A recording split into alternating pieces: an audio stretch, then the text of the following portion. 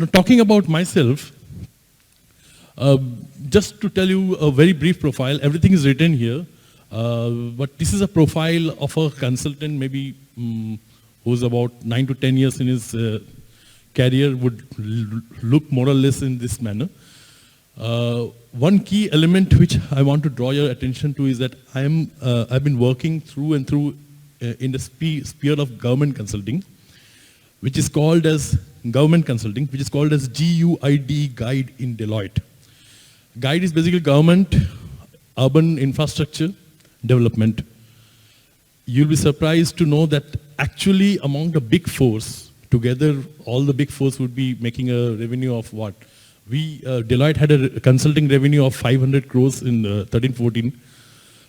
Roughly KPMG, EY, all of them would be in that range. And the lion's share of that revenue comes from government consulting in India.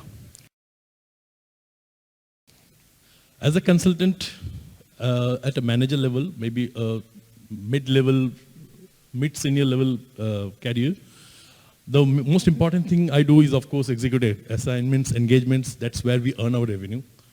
The other part we work on is about, if you can go one by one. Of course, managing client and expectation. Please remember, and this is applicable for not only consulting, but the entire service sector. Not necessarily managing an engagement is similar or same as managing clients. The clients are individual human beings. They have their own likes, dislikes, biases, especially government clients, the IAS officers, they have a mind of their own. So you have to keep them happy, you have to manage them. BD, of course, getting new business is a part of my KRA and will be a part of anybody's KRA. And how we do that? We do that through writing proposals. We write tons and tons of proposals. Believe me, you'll be getting fed up of writing proposals, and each of these proposals are actually, in a way, a work of art, because you have to convince those guys to give you 20 crore, 30 crore worth of business, okay? And just a 100-page document, right? So you have to make your impact through those written things. So articulation is a must for all consultants. This is my flagship, has been my flagship project. This is called the Bihar Governance and Administrative Reforms Program. Now, our assignments are of two types. There's one short-term assignments, 2 months, 3 months, crash assignments, typically value 30 lakhs, 50 lakhs, 70 lakhs. Teaming 2 to 3 guys, and you have to finish those assignments. And there are such big project management, they are called PMUs, project management units, where you be a part of a project and you are assigned to the client site and you are staying there for about 6 years. So, you know, this brings you an element of travel. For 6 years, I've been traveling like crazy from my hometown, from my base. And the kind of work we did for Bihar was amazing. We worked across departments. You talk of the Department of Government of Bihar, Home Department, Police Department, General Administration Department handling cadres. We worked with Commercial Tax who actually administers tax. We worked with Transport Department.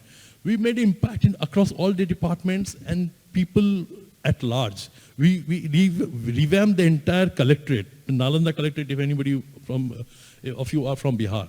It has been totally revamped. The way people, how citizens access service, how efficient you can make them, you know. So those things we did.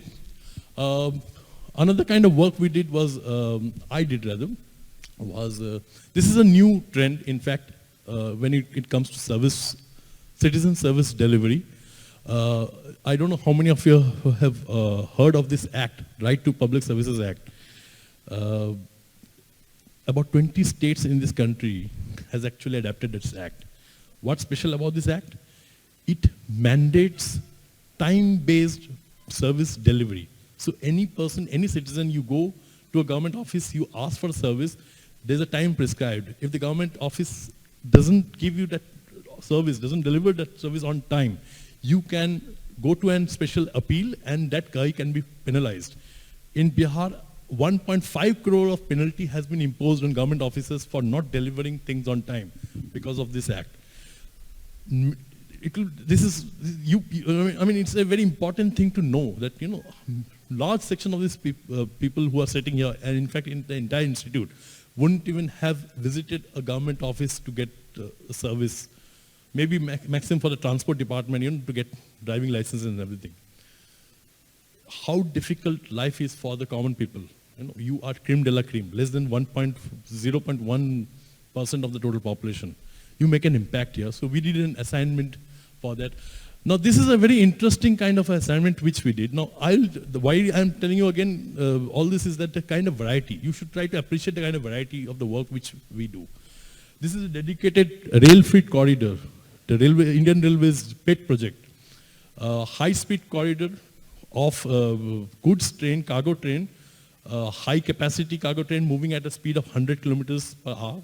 That's the speed at which Rajdhani moves. That's where Railways is designing several thousand kilometers of line, and we did a pre-feasibility study for Railways. What we did basically was, we did a forecasting, projection of what kind of good cargo will move to Railways, say, based on last 25 years data.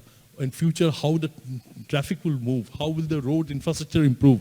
So how much goods movement will move from roads to train. No, a lot of econometric calculations and work we did on this. Another similar type transportation, we worked on port sector. Very interesting project because Dholera is a project, port, which upcoming port near Ahmedabad. We did a projection of what kind of goods across cargo of across types, soybeans moving from Madhya Pradesh, stones moving from Rajasthan. They are exporting all the stuff from ports. Why should they move to Dholera? And not move from Adani, the other ports, which is the Rekpipav or JNPT. So what are the cost implications for the transporter?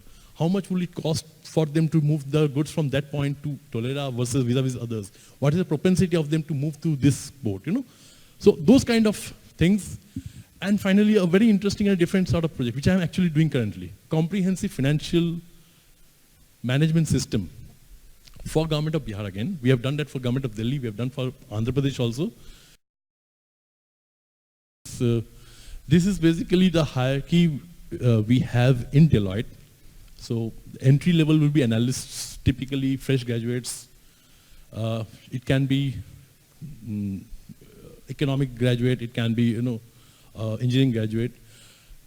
Postgraduate people generally enter at a consultant level. They move to senior consultant, manager, senior manager, director, senior director. Senior director is called as a partner in most the parlance followed in the Big Four is partner. Basically, he or she would be in charge of the entire team in terms of profitability.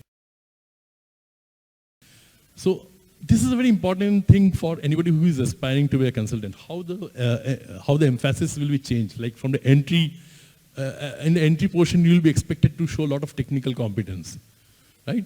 Leadership effectiveness, those will be very minimal. But at a partner level, there will be equal mix of all of those things. So as an entry level, you will be asked to, make proposals, develop proposals, do the back-end research, understand the project, understand the client,